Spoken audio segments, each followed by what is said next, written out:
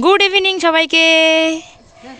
তো এখানে দেখতে পাচ্ছ আমরা তো 4 বোন একসঙ্গে আসি, তোমরা দেখতেই পেয়েছো। এখানে কিন্তু হচ্ছে মায়েরা 3 বোন, সেই 3 বোন এক জায়গায় হয়েছে। আমাদের বাড়িতে এসেছে 2 মাসি, এই যে এটা হচ্ছে মেজো মাসি, এটা হচ্ছে ছোট মাসি, এইটা হচ্ছে আমার দিদা। তাকাও দিদা, একটু অন্ধকার পরে মুখটা তাকাও দিদা, অত ভালো বোঝা যাচ্ছে না, আলো নেই। এই তাকাও,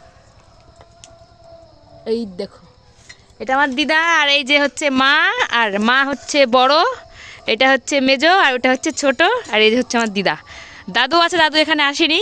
আপাতত এই 4 জন একসাথে আছে, আর আমি আছি। এই যে আমার ছেলে, আর এই যে আমাদের বাড়ির টমি।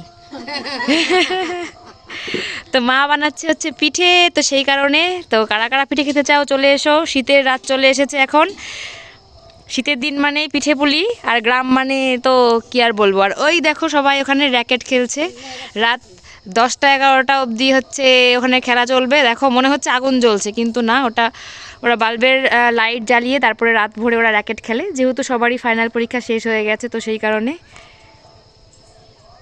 তো ভীষণই ভালো লাগে, আমরা যেমন সব বোনেরা একসঙ্গে হই তেমন আমাদেরও ভীষণ ভালো লাগে।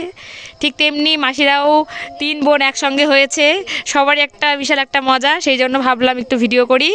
তো কেমন লাগলো অবশ্যই কিন্তু জানিও। টাটা।